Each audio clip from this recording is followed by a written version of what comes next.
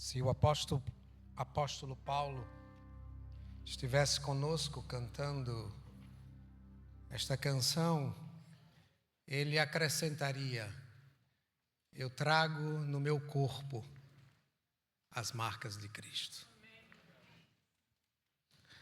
E as marcas de Cristo são marcas de dores,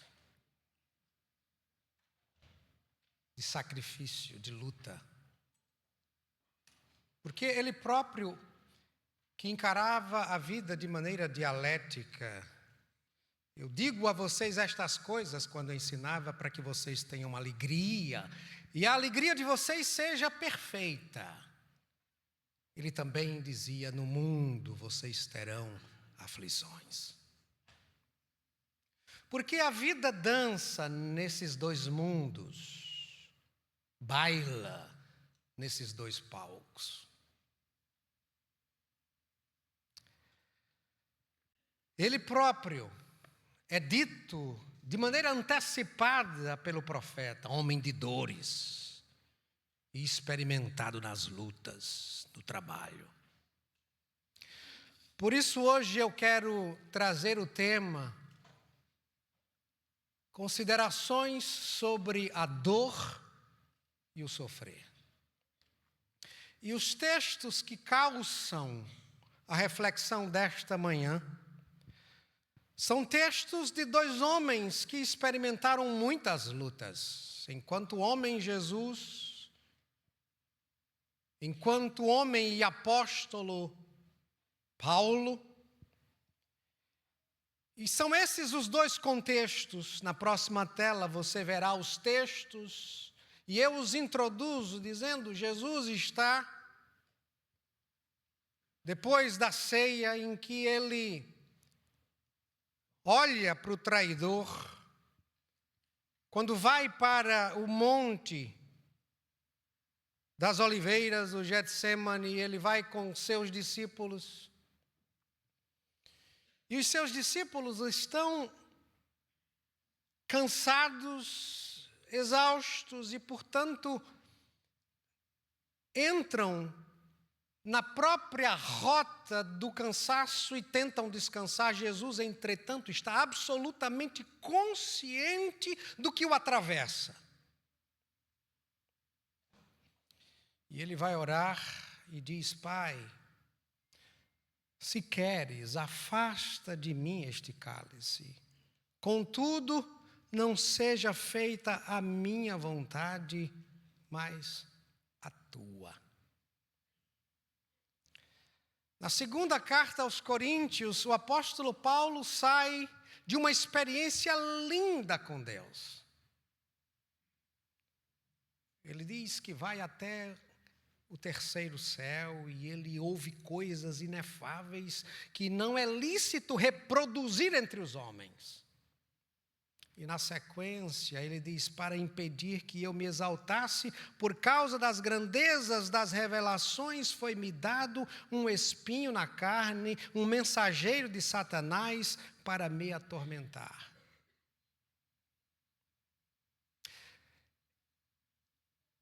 Esse movimento da glória para o deserto, Jesus já havia feito quando ele sai das águas do batismo, depois de ter experimentado a descida do Espírito Santo de maneira emblemática. Este é o meu filho querido, ou tu és o meu filho querido, em quem tenho prazer. O texto em seguida, e são os 3 evangelhos que dizem isso de maneira clara, ele é forçado pelo Espírito ao deserto para ser tentado pelo diabo. Ele está, portanto, entre a pomba e a serpente. Voltando a Paulo, quando ele se percebe atravessado por um espinho na carne, que ele diz é fruto da ação de um mensageiro de Satanás. Ele diz: 3 vezes roguei ao Senhor que o tirasse de mim. Se queres, passa de mim este cálice. Mas ele me disse: minha graça é suficiente para você, pois o meu poder se aperfeiçoa na fraqueza. Portanto, eu me gloriarei ainda mais alegremente em minhas fraquezas, para que o poder de Cristo repouse em mim. Por isso, por amor de Cristo, regozijo-me nas fraquezas, nos insultos, nas necessidades, nas perseguições, nas angústias, pois quando sou fraco é que sou forte. A mensagem desta manhã poderia ser diferente, dentro do recorte da teologia da proclamação, uma mensagem evangelística que suscitasse um apelo no final do culto. Poderia ser uma mensagem dentro do recorte da teologia moral, sobre a maneira ética do discípulo viver no mundo. Poderia ser uma mensagem no recorte da teologia contemplativa, sobre a necessidade da adoração, da meditação e de buscar nas profundezas uma relação profunda com o Eterno. Mas eu quero que esta mensagem caia no recorte da teologia prática, da micro-redenção, da redenção do cotidiano, porque Deus quer que aprendamos a viver melhor também aqui e agora, no mundo, nas relações conjugais, nas relações parentais, nas relações de amizade, nas relações de igreja, enfim, no ambiente de trabalho. Deus quer que vivamos e vivenciemos o céu também aqui e agora. Por isso, nessas considerações sobre a dor e o sofrer, eu quero pensar com vocês em 3 estratégias fundamentais para lidar com a dor e evitar o sofrimento. Como assim? Isso não é a mesma coisa? Deixe-me começar, portanto, levantando uma tese. E essa tese é a seguinte: a dor é inevitável, mas o sofrimento quase sempre é uma opção. O sofrimento quase sempre é uma fabricação mental. A dor é inevitável, o sofrimento quase sempre é uma opção. Por isso, eu quero trazer vocês a 3 janelas importantes, estratégicas, para lidar com a dor e evitar que ela se transforme em sofrimento. Primeiramente, é fundamental que nós tenhamos uma atitude de constante observação do momento presente. E novamente no Getsemane, Jesus tem absoluta consciência do que está acontecendo ao redor e em si mesmo. De tal forma que ele chama os seus discípulos na ocasião a esse tipo de postura, de observação. Vigiem. Observem, porque vigiar é observar, vigiar é estar acordado, alerta, o tempo inteiro. Quando a Bíblia diz, na primeira carta, na primeira epístola do apóstolo Pedro, vigiai, o diabo, o vosso adversário, anda em derredor, bramando como leão, buscando a quem possa tragar. Aqui está a observação constante dos movimentos do lado de fora e do lado de dentro. Não é simplesmente um diabo no campo metafísico olhando para nós e tentando nos colocar dentro de uma arapuca. Muitas vezes é a própria matriz diabólica que a nossa mente carrega, a matriz destrutiva que nós carregamos. Portanto, nós precisamos ficar o tempo inteiro em estado de observação, o que eu chamo de ATPM. Não é o que vocês estão pensando. Atenção plena ao momento. E aí você pode pensar, lá vem o pastor Josias falando de mindfulness. Isso é coisa de budista, de oriental. Jesus disse: não vos preocupeis, pois, pelo dia porque basta a cada dia o seu. O que ele está dizendo, deem atenção plena ao dia de hoje, ao momento presente. Na verdade, ele abriu uma licença de 24 horas, não mais. Quer se preocupar de manhã com algo no início da noite? Até aí tudo bem, vamos flexibilizar a coisa, mas nada de olhar para o amanhã em estado de preocupação com os possíveis desafios de amanhã, porque já tem muita coisa no prato hoje.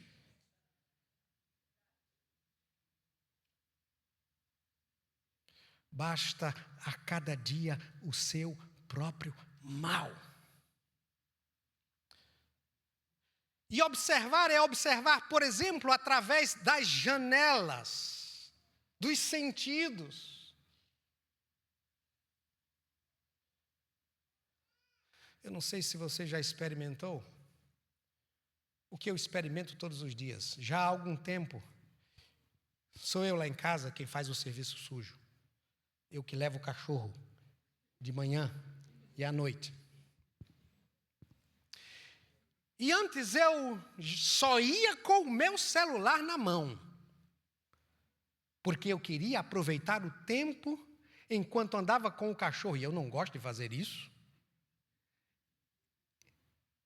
Eu estaria escutando alguma coisa que me trouxesse algum conhecimento, normalmente vídeos, e às vezes vídeos de política, sobretudo nos tempos desse embate político que a gente percebe no mundo bipolarizado.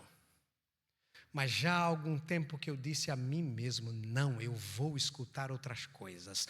Vocês não imaginam o que é andar observando, aberto através dos sentidos, as coisas que estão acontecendo ao redor. Os pássaros que gorjeiam, que cantam uma sinfonia que você não pode nem imaginar. As árvores que balançam, a beleza dos lagos, os patos que andam, o barulho dos carros, e você está absolutamente no tempo presente, pelo menos por 10, 15 minutos. E isso não tem preço, porque enquanto você presta atenção ao tempo presente, a sua mente não está invadida pelas memórias do passado, nem está ansiosa pelas antecipações catastróficas do futuro. Eu queria ter um dia inteiro para falar sobre esse tema, mas não tenho tempo.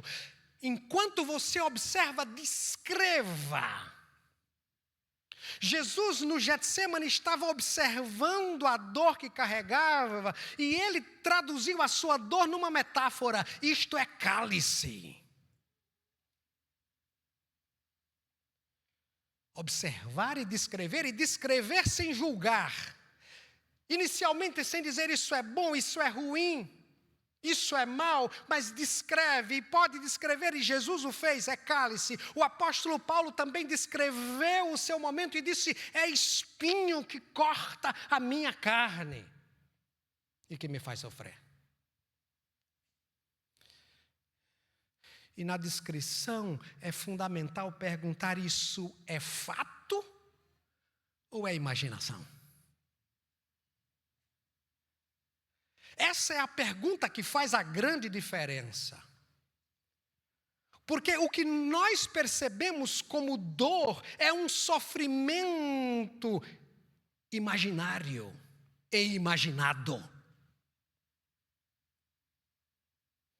E normalmente o sofrimento imaginado não é sofrimento de agora, que está na cara nossa, é sofrimento de antecipação ou sofrimento de memória frustrada. Por isso, observação, observação, observação, o tempo inteiro. A nossa mente, em geral, anda no piloto automático. A gente engole a comida com sofreguidão.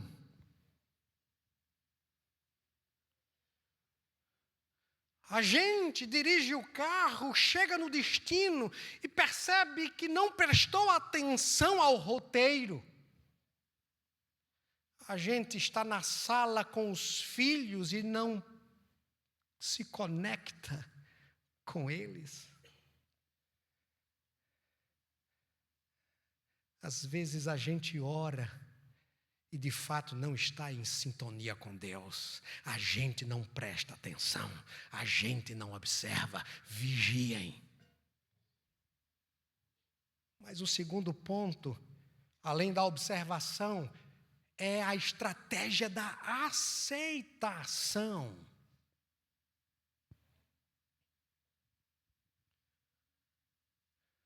Porque a realidade, muitas vezes, é adulterada pelas distorções de pensamento.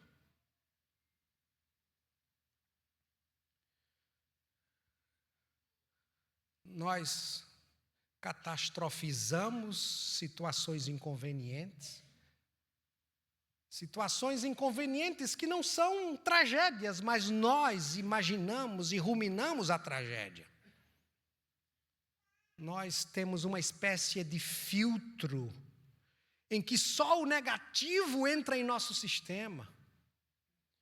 Nós generalizamos, uma experiência ruim cobre uma multidão de experiências boas e nós achamos que o mundo desabou. A realidade é dupla e nós precisamos encarar a realidade como a realidade é. O próprio Jesus, depois de orar 3 vezes, se queres, passa de mim este cálice, ele aceitou a sua condição e disse: contudo, não seja feita a minha vontade, mas a tua. E o apóstolo Paulo, depois de orar 3 vezes e receber 3 vezes um não, ele disse: quer saber de uma coisa? Eu vou aceitar a minha condição e vou transformar esse limão numa limonada. De boa vontade, pois, me gloriarei nas minhas fraquezas, porque quando penso que estou fraco, aí é que eu sou forte. Sabem por quê? Porque a vida não é como nós queremos que a vida seja, a vida é o que a vida é. O que a gente está experimentando hoje é resultado de todo um processo de escolhas, e escolhas que muitas vezes nós não fizemos. Quando eu e Carla decidimos vir para os Estados Unidos 25 anos atrás, nós inauguramos uma corrente que em cadeia iria deflagrar um processo cujos resultados não afetariam somente a nós dois, mas a nossa filha de 2 anos que veio conosco e o nosso filho que nasceu aqui são afetados hoje por nossa decisão lá atrás. E as decisões que nós fazemos no dia a dia sobre o que nós comemos, se fazemos exercício físico ou não, se passamos 4, 5 horas em frente à televisão ou diante da tela de celular ou não, se oramos mais ou oramos menos ou não, tudo isso vai de alguma forma como peças de um quebra-cabeça, montando aquilo que nós somos hoje. Muitas das nossas dores são dores buscadas, escolhidas em nossas escolhas e em escolhas de outros ao nosso redor. Mas muitas de nossas dores não são dores buscadas, são dores dadas. O apóstolo Paulo disse: foi-me dado um espinho na carne. Caiu no meu colo, e quantas vezes cai no nosso colo, por exemplo, uma doença oportunista.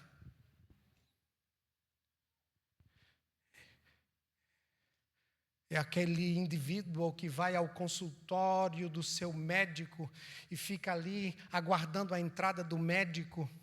E quando o médico abre a porta, isso depois de uma biópsia, o médico abre a porta e diz: I'm so sorry, I don't have good news. You've got cancer. O mundo desaba para muita gente. porque a vida é o que a vida é.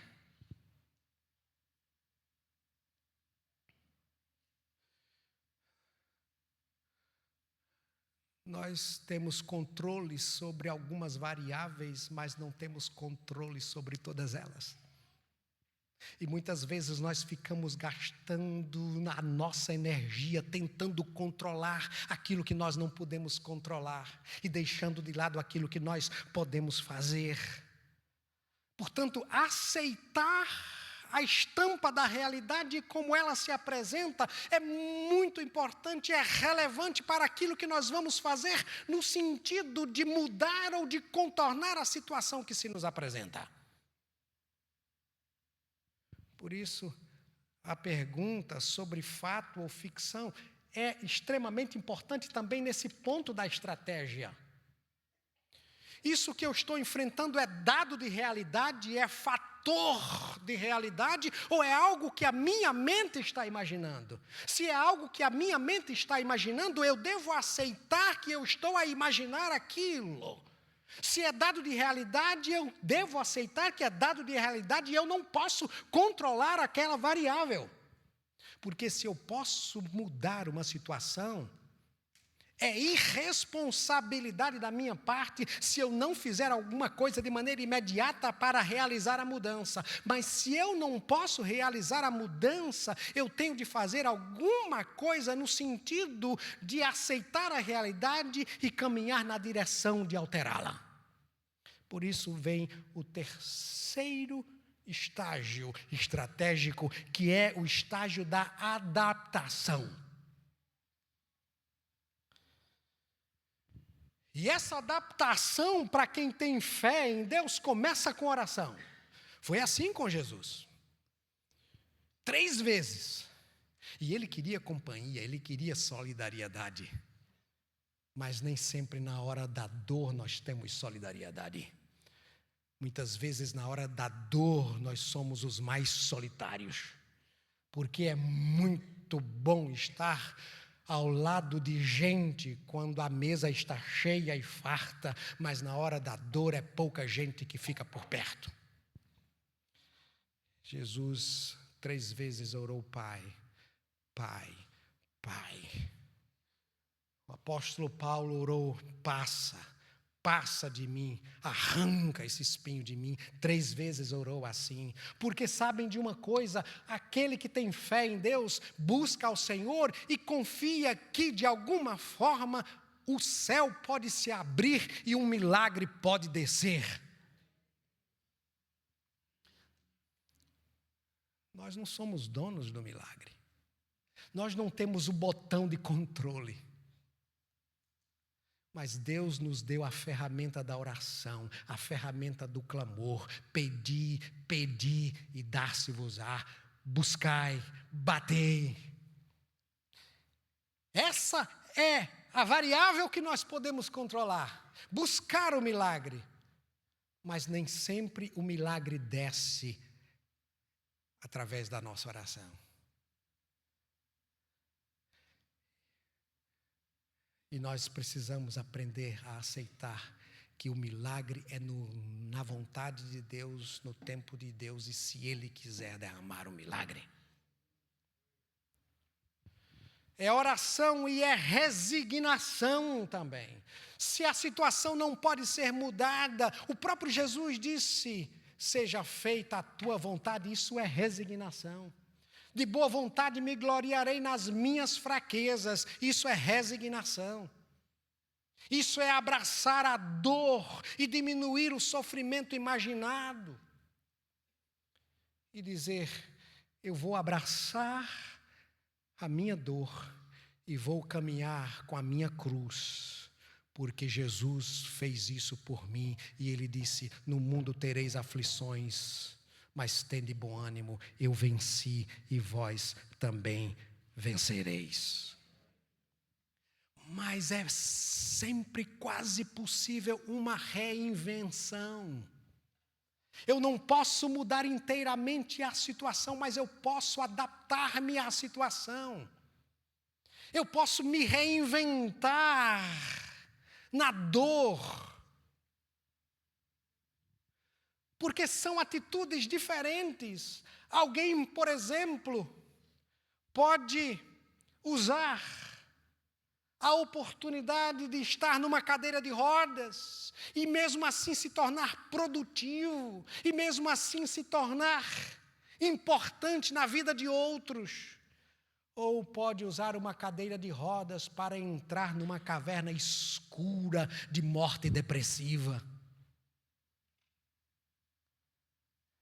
É a resposta que nós damos ao desafio que não pode ser mudado, que faz a grande diferença em nossa própria vida e na vida de pessoas ao redor. No momento em que falo a vocês, eu tenho um pai que está em cima de uma cama, consciente, que carrega um tumor maligno e humanamente irreversível no pâncreas, que segundo a medicina pode ter horas, dias, talvez 2 meses, foi o que a médica diz. A voz quase não se ouve direito. Na época da pandemia, um irmão meu, pastor, 2 filhos pequenos, contrai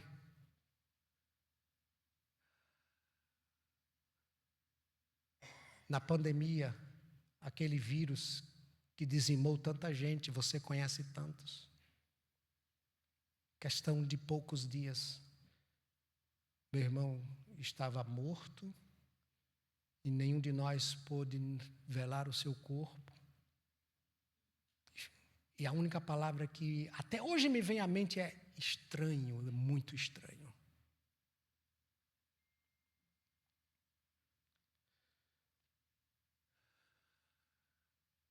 A gente só pode tentar se reinventar diante daquilo que a gente não pode evitar. Conviver com realidades estranhas que a gente não pode mudar. Por isso, caminhando para o final, eu quero trazer para vocês a experiência de um homem que, não sei se isso é absolutamente verdade ou uma metáfora, lidou com um fenômeno chamado dentes de leão. Eu acho que é assim no português, mas é dandelions no inglês. Aquele homem que depois de trabalhar tanto comprou uma casa linda, mandou reformá-la e plantou uma grama nova na casa. E aquela grama cresceu, ficou lindo o espaço em frente à sua casa. E você que mora numa casa onde tem grama na frente, sabe que muitas vezes nascem aquelas ervas daninhas, amarelas, aquilo são dandelions. Ele estava orgulhoso de sua grama, porque os vizinhos tinham aquela erva daninha, e ele dizia, a minha casa está linda, perfeita, mas um belo dia ele acordou e estava ali um monte de dandelions, e ele ficou perturbado com aquilo, mas foi ao Home Depot, comprou veneno e espalhou ali, matou aquelas ervas daninhas. Ele ficou orgulhoso de si, mas algum tempo depois, aquilo tudo voltou. E ele ficou inconformado. Isso veio dos vizinhos que não cuidaram da sua grama, e foi falar com os vizinhos e ficou indignado, e foi ele mesmo arrancar aquelas ervas daninhas. Ficou tudo perfeito. Um tempo depois, tudo voltou. E dessa vez ele escreveu uma carta ao Departamento de Agricultura dos Estados Unidos. Vocês precisam me ajudar a vencer essa praga de uma vez por todas. Pouco tempo depois, ele recebeu a resposta. E a resposta dizia mais ou menos assim: obrigado por sua solicitação. Consideramos cuidadosamente o seu caso E porque isso nos interessa também, nós consultamos os especialistas na nação inteira. E chegamos à seguinte conclusão: aprenda a amar os seus dandelions.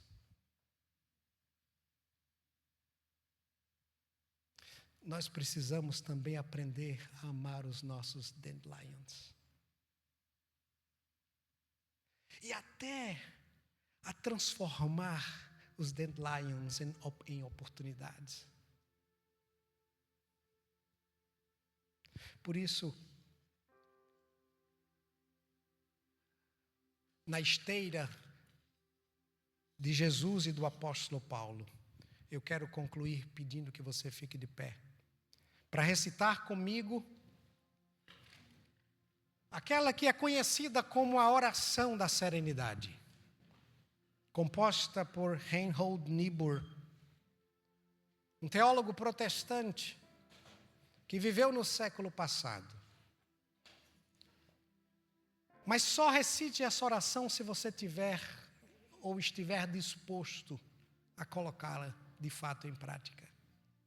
Se você gosta de ruminar as suas frustrações do passado, como o boi que rumina o que engole, não faça esta oração. Vai ser muito ruim para você. Se você gosta de ser perpetuamente um Elias na caverna, não faça esta oração. Mas se você, como eu, precisa do braço de Deus para lhe ajudar a orar assim e viver assim, ore comigo. Vamos juntos. Concede-me, Senhor, a serenidade necessária para aceitar as coisas que não posso modificar, coragem para modificar as que eu posso e sabedoria para distinguir uma da outra. Vivendo um dia de cada vez, desfrutando um momento de cada vez, aceitando as dificuldades como um caminho para alcançar a paz, considerando o mundo pecador como ele é, e não como gostaria que ele fosse, confiando em Deus para endireitar todas as coisas, para que eu possa ser moderadamente feliz nesta vida e sumamente feliz contigo na eternidade. Eterno e soberano Deus, quanto sofrimento, Senhor, nós fabricamos. E isso é acrescentado às dores inevitáveis que a vida nos reserva, inevitavelmente. Ó Deus, ajuda-nos a observar a nossa vida intrapessoal e interpessoal, o ambiente ao redor. Ajuda-nos, Senhor, a diferenciar o que é fato daquilo que é ficção e que domina o nosso sistema, a nossa mente. Ó Pai, ajuda-nos a aceitar aquilo que não pode ser modificado e fazendo a reinvenção possível, Senhor, e sobretudo mantendo o nosso olhar no Senhor, porque o Senhor pode todas as coisas, para que a nossa fé não desfaleça. Ajuda-nos, Senhor, a amar, a conviver e até a transformar, quem sabe em chá, as nossas ervas daninhas, das quais queremos nos livrar a todo custo, quando na verdade a convivência poderia diminuir a percepção de dor. Ajuda-nos a aproveitar e transformar crises em oportunidades. E, sobretudo, ajuda-nos a aprender com o Senhor Jesus, que foi homem de dores, experimentado nos trabalhos, mas que também disse: deixo-vos a minha paz vos dou. Digo estas coisas para que a alegria de vocês seja perfeita. Ele mesmo levou sobre si as nossas dores e as nossas enfermidades. Ajuda-nos, Senhor, a transformar a nossa fraqueza em força, como fez o apóstolo Paulo. Ajuda-nos, Senhor, a manter o curso da nossa fé, para que em nenhuma ocasião desfaleçamos, mas que a esperança em nós seja renovada sempre, porque a tribulação produz a paciência e a paciência produz a esperança. Nós encomendamos as nossas vidas ao Senhor, pois é no nome do Senhor Jesus que de pé estamos e queremos continuar de pé, andando vida afora. Em nome dele, que assim seja. Amém e amém. Deus nos abençoe. Amém.